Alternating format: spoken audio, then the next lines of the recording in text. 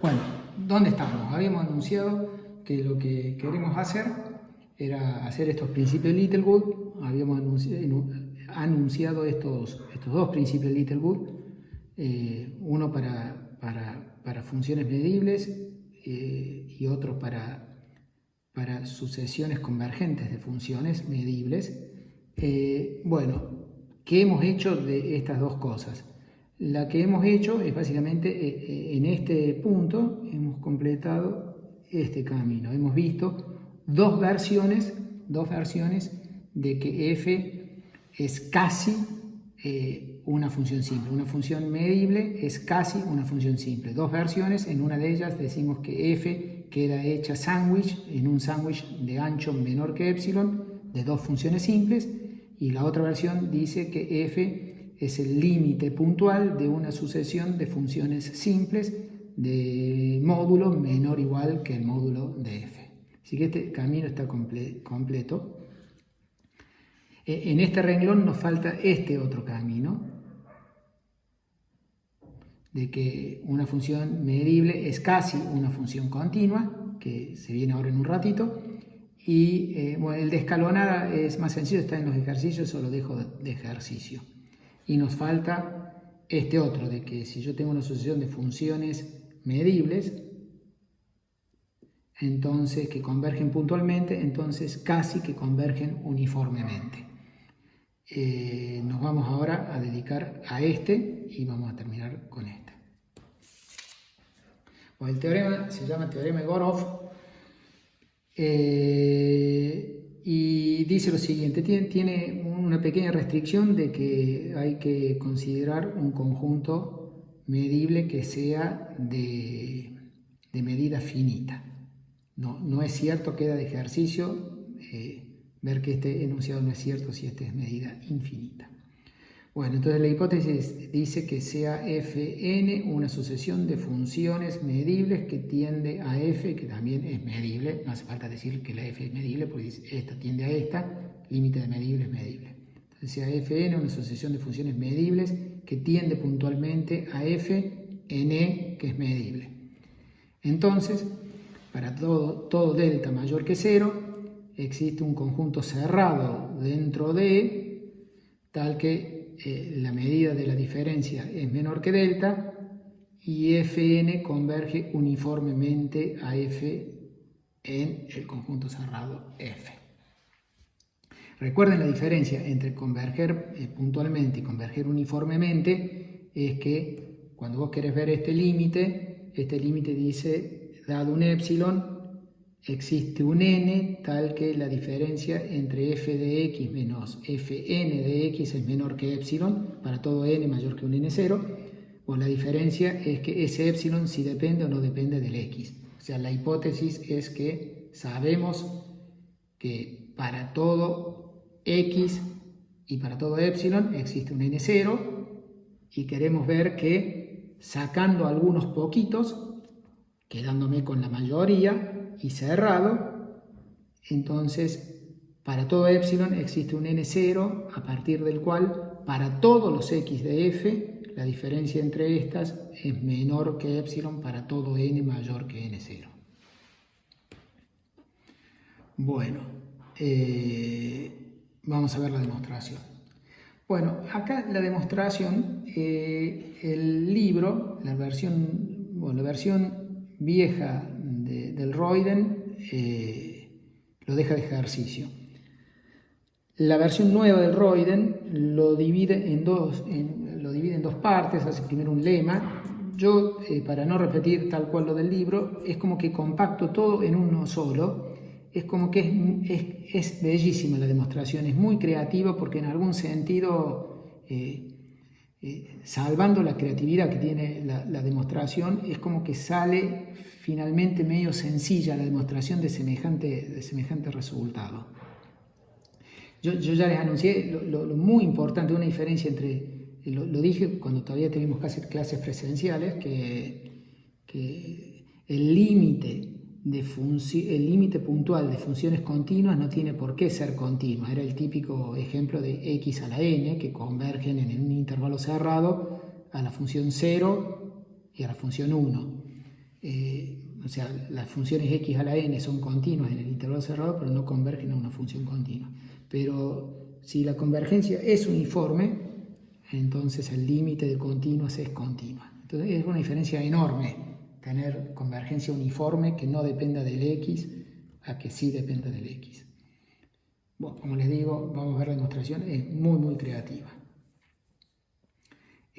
Muy creativa es como que va a salir rápido, el precio que yo pago es como más sencilla la prueba, es como que es la del libro básicamente, pero está como compactada un poco.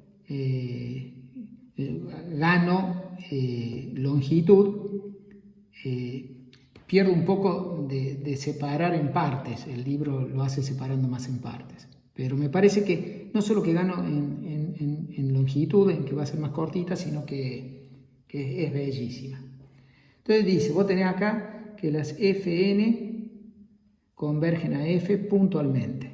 N. Entonces acá dice, para cada L natural, considera En. Es importante, hay dos parámetros, el L y el N. Y entonces el En es como que el L estuviera fijo por ahora. El L es como que hemos fijado un epsilon, que es 1 sobre L, está fijo. Y ahora definís N, el conjunto de los X, tal que fk de X menos f de X es menor que 1 sobre L para todos los K mayores que N. Bueno, hay que meditarlo el conjunto, hay que meditarlo. ¿Quiénes son los X que están acá? Deberían meditar un ratito, poner pausa y seguir, porque ahora yo voy a empezar a describir propiedades que tiene este EN a raíz de la convergencia puntual. Bueno, la primera propiedad es que van creciendo. Insisto, es como que tienen que pensar que el L está fijo. Van creciendo. Van creciendo y sí, porque si un X está en el EN, quiere decir que esto se cumple para todos los K mayores que N. Así que si se cumple para todos los K mayores que N, obvio que esto se va a cumplir para los K mayores que N más 1. Así que el X va a estar en el EN más 1. Bueno, esa es la primera propiedad. Bueno, esa propiedad no tiene nada que ver con convergencia puntual. Ahora viene la de convergencia puntual. Bueno, lo que afirmamos es que la unión de todos estos da E. ¿Cómo vemos eso? Eso lo vemos, esto todavía no estoy hablando de eso, estoy hablando de esto. ¿Cómo vemos que la unión de todos los EN da E? Eso es justamente la definición de converger puntualmente. Tomo un X en E, que tomo un X en E, insisto, el L está fijo, tomo un X en E. Como converge puntualmente, existe un N0 a partir del cual esta diferencia es menor que 1 sobre L para todo K mayor que ese N0. Es decir, fijé un X, tomé el X acá, como acá converge Fn de X tiende a F, quiere decir que hay un N0 a partir del cual esta diferencia en ese X es menor que 1 sobre N. Pero eso quiere decir que el X está en el EN0. Así que ahí probé que el X está en esta unión. Que esta igualdad es exactamente la convergencia puntual. Bueno, así que por continuidad, lo que obtengo acá es que la medida de los EN, como están contenidos, tiende a la medida de E.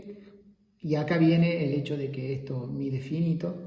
Pues puedo pasar restando, entonces me queda que la medida de la diferencia tiende a 0. Bueno, ahí termina la primera parte.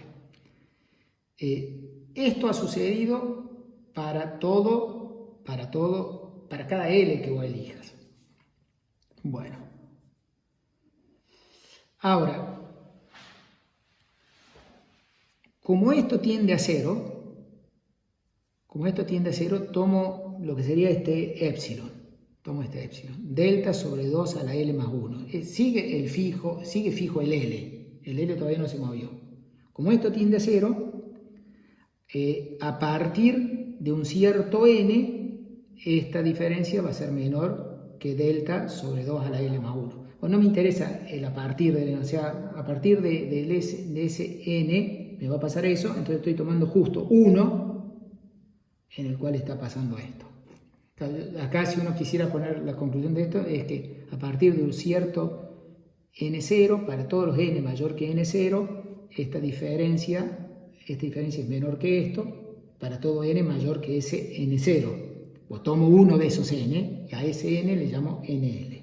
Sigue fijo el L, entonces es como que toda esta parte es para cada L, yo he elegido un NL tal que la medida de esta diferencia es menor que delta sobre 2 a la L más 1. Bueno, ahora empiezo a mover los L's. Tomo A la intersección de todos estos ENLs. Tomo la intersección de todos ellos. Bueno, digo, insisto, es muy ingenioso, es este truco de tomar intersecciones de uniones. Bueno, es un truco, es ingenioso. Bueno, este A, si yo hago E menos A, el E menos A da E intersección A complemento, obviamente, y esto da, bueno, el A complemento, A es una intersección, así que el A complemento es la unión de los complementos. Acá me faltó la C. Es la unión de los complementos, así que la medida de esto es menor o igual que la medida de estos complementos. Estos complementos, bueno, esto es lo mismo que la unión hasta infinito de los E menos ENL. Así que la medida de esto es menor o igual que la suma de las medidas de esto. La suma de las medidas de estos, le puse el L más 1 ahí para que estoy sumando desde un cuarto en adelante. Así que toda la suma desde un cuarto en adelante da un medio. Así que bueno, este A tiene la propiedad de que es casi todo E. Bueno, perfecto. No nos olvidemos, yo estoy tratando de encontrar un F cerrado que es casi todo E, y que dentro del cerrado la Fn converge uniformemente a la F. Bueno, hasta acá tengo este A. Bueno, la construcción del A dice exactamente que la Fn converge a F uniformemente en A. ¿Cómo es la demostración de esto? Bueno, de vuelta, es lo muy bien elegido que estaban estos conjuntos y la propiedad que tiene. Para ver que converge uniformemente en A, ¿qué tengo que hacer? Tengo que tomar un épsilon mayor que 0 y tengo que plantearme esto. ¿Hay algún n a partir del cual esta diferencia sea menor que épsilon para todo x que esté en A? Esto, para todo x que esté en A, es la convergencia uniforme, que el n no depende del x. Bueno, veamos.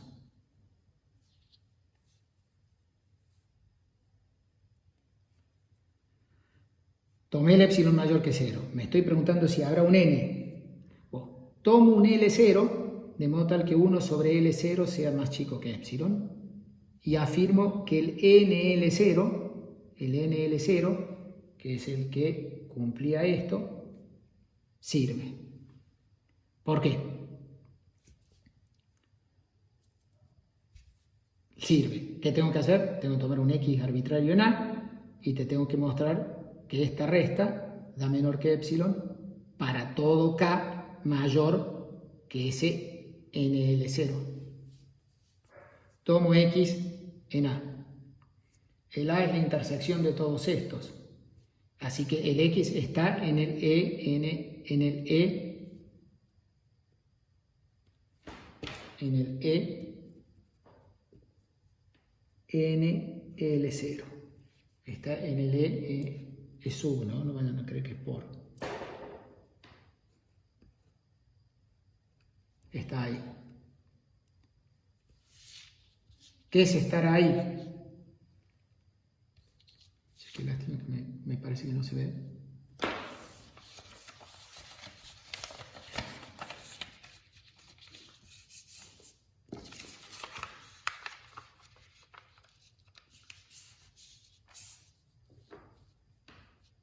Tomo el X en A, el X está en el ENL0 porque el A era la intersección de todos estos, así que en particular está en este, que es estar en un EN. Quiere decir, estar ahí quiere decir que esta resta es menor que 1 sobre L, es decir, es menor que 1 sobre el L0. Para todo K mayor que NL0. Bueno, eso es tal cual lo que uno quería verificar. Es tal cual lo que uno quería verificar. Así que esto muestra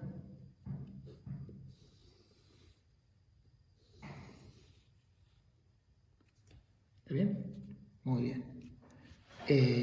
Estar en el ENL0 significa que justamente esta diferencia es menor que 1 sobre L para todos los K que sean mayores que este elemento. Esto es que el NL0 no está dependiendo del epsilon, una vez que tomé L0, 1 sobre L0 menor que epsilon.